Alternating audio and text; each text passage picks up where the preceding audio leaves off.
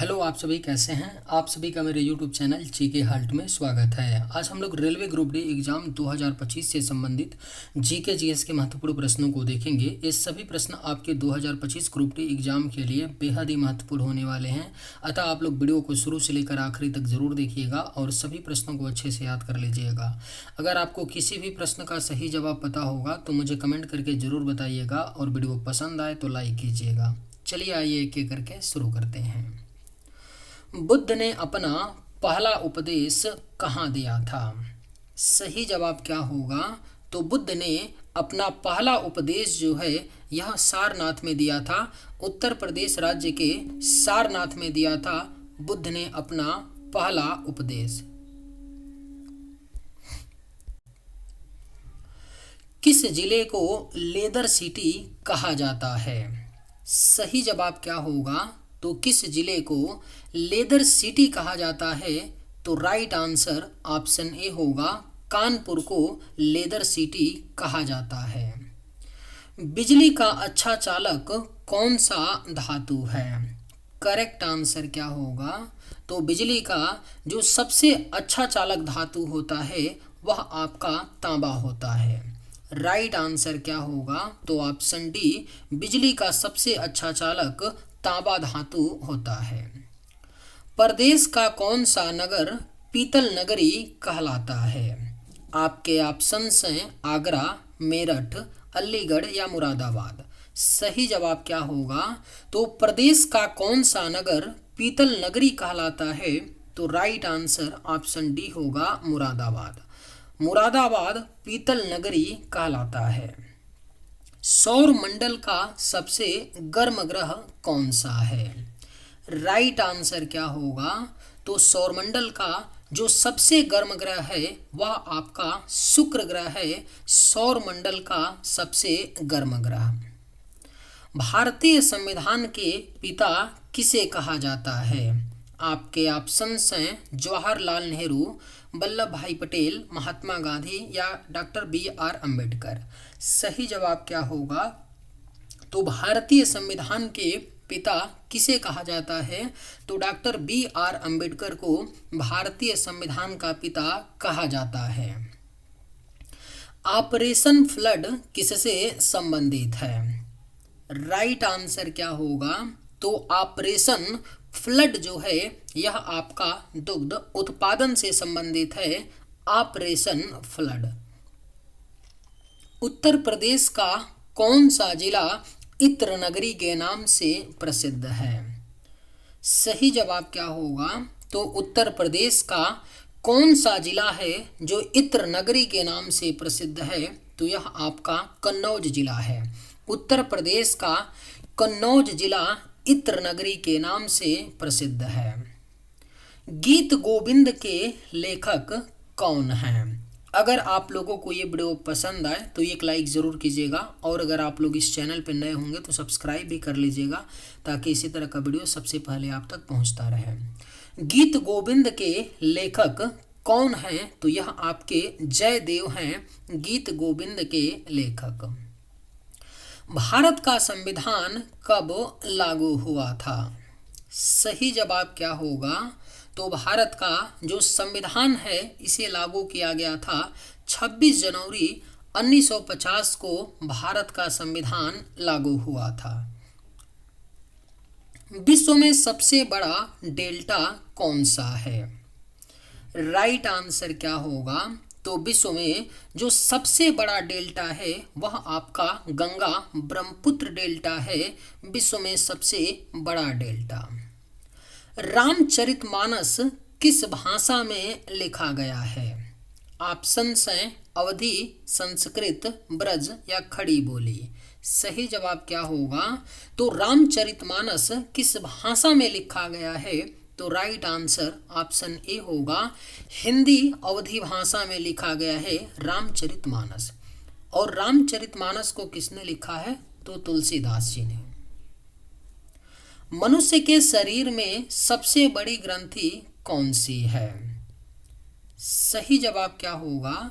तो मनुष्य के शरीर में जो सबसे बड़ी ग्रंथि है वह आपका यकृत यानी लीवर है। मनुष्य के शरीर में सबसे बड़ी ग्रंथि।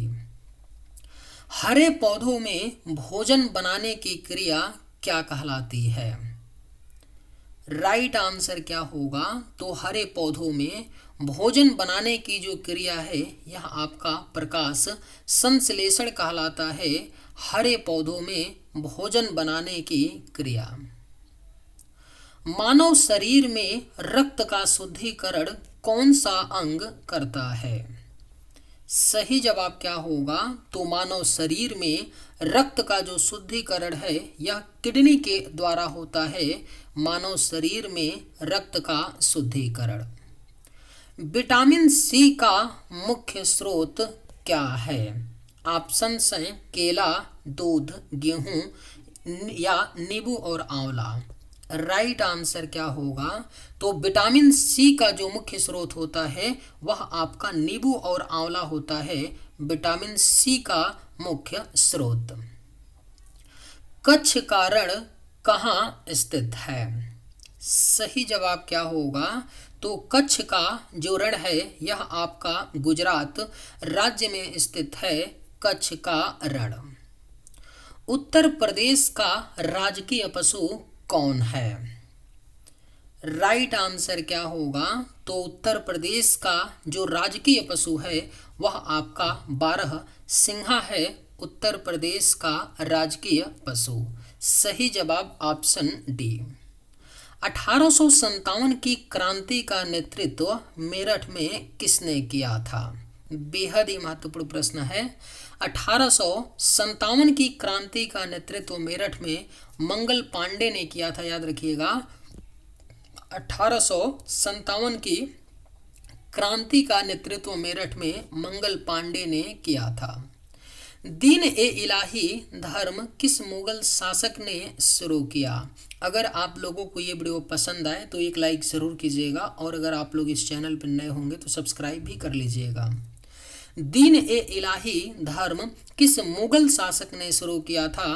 तो सही जवाब होगा ऑप्शन बी, अकबर ने किया था। दीन ए इलाही धर्म की शुरुआत कब किया था? तो 1582 ईस्वी में। सिंधु घाटी सभ्यता का प्रमुख नगर कौन सा था? ऑप्शंस हैं काशी, उज्जैन, मोहनजोदड़ो या पाटलिपुत्र। राइट आंसर क्या होगा? तो सिंधु घाटी सभ्यता का जो प्रमुख नगर था वह आपका मोहनजोदड़ो था।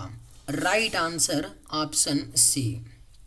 चंपारण आंदोलन किससे संबंधित था? सही जवाब क्या होगा?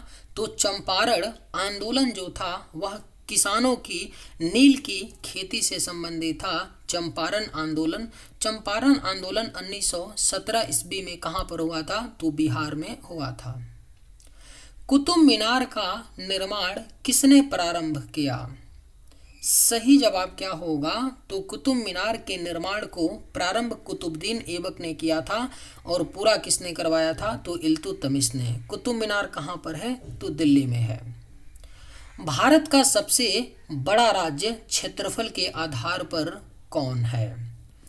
राइट आंसर क्या होगा? तो भारत का जो सबसे बड़ा राज्य है क्षेत्रफल के आधार पर वह आपका राजस्थान राज्य है। जनसंख्या के आधार पर उत्तर प्रदेश होगा, है ना। और अगर बात होती कि क्षेत्रफल के आधार पर सबसे छोटा राज्य तो गोवा हो जाता और जनसंख्या के आधार पर सबसे छोटा राज्य तब क्या होता? तो आपका सिक्किम हो जाता। ये भी पॉइंट आप लोग याद रखिएगा। नर्मदा नदी कहाँ से निकलती है?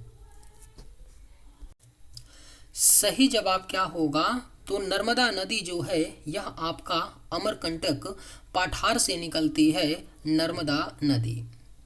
भारत में कर्क रेखा कितने राज्यों से होकर गुजरती है? सही जवाब क्या होगा?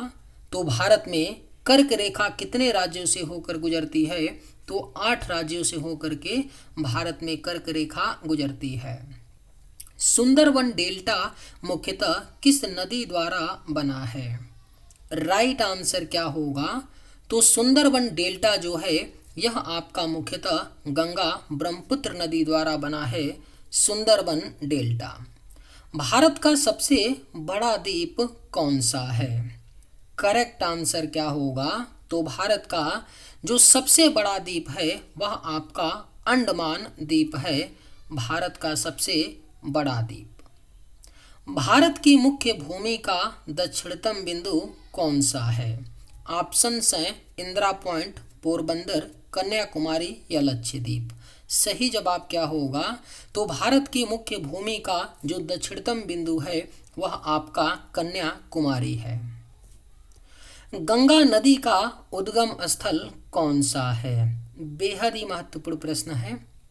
गंगा नदी का जो उद्गम स्थल है वह आपका गंगोत्री ग्लेशियर है, गंगा नदी का उद्गम स्थल। मनुष्य की रक्त समूह प्रणाली का आविष्कार किसने किया? सही जवाब क्या होगा? तो मनुष्य की रक्त समूह प्रणाली का आविष्कार जो है यह कार्ल लैंडस्टीनर ने किया था, मनुष्य की रक्त समूह प्रणाली का आविष्कार। विटामिन सी की कमी से कौन सा रोग होता है? बेहद ही महत्वपूर्ण प्रश्न है। विटामिन सी की कमी के कारण स्कर्वी रोग होता है, याद रखिएगा।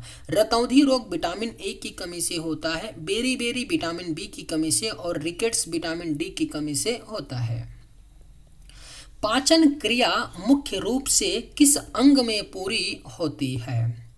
सही जवाब क्या होगा? तो पाचन क्रिया जो है यह मुख्य रूप से छोटी आंत में पूरी होती है, पाचन क्रिया। मनुष्य के शरीर में लाल रक्त कणिकाओं का जीवन काल कितना होता है? करेक्ट आंसर क्या होगा? तो मनुष्य के शरीर में लाल रक्त कणिकाओं यानी आरबीसी का जो जीवन काल होता है वह आपका 120 दिन का होता है। मलेरिया किसके कारण होता है? सही जवाब क्या होगा? तो मलेरिया जो है यह आपका प्रोटोजोआ के कारण होता है मलेरिया। उत्तर प्रदेश का उच्च न्यायालय कहाँ स्थित है? सही जवाब क्या होगा? तो उत्तर प्रदेश का जो उच्च न्यायालय है यह आपका प्रयागराज में है, और प्रयागराज का ही एक आपका परमानेंट बेंच जो है यह लखनऊ में भी है। लेकिन हमारा राइट आंसर क्या होगा जब पूछेगा उत्तर प्रदेश का उच्च न्यायालय कहाँ है? तो प्रयागराज, इलाहाबाद। और भारत में वर्तमान में कितने उच्च न्यायालय हैं यानी हाई कोर्ट है? तो 25 टोटल हैं। उत्तर प्रदेश का राजकीय पक्षी कौन है? सही जवाब क्या होगा? तो उत्तर प्रदेश का जो राजकीय पक्षी है वह आपका सारस क्रेन है। उत्तर प्रदेश का पुराना नाम क्या था? राइट आंसर क्या होगा? तो उत्तर प्रदेश का जो पुराना नाम था वह आपका यूनाइटेड प्रोविंसेस था, उत्तर प्रदेश का पुराना नाम। भारत में 1857 की क्रांति के समय गवर्नर जनरल कौन था? करेक्ट आंसर क्या होगा?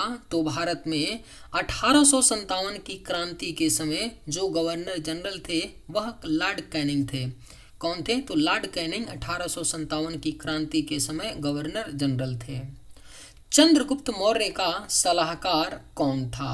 ऑप्शंस हैं चाणक्य, बाणभट्ट, तड़भद्र या कालिदास। राइट आंसर क्या होगा?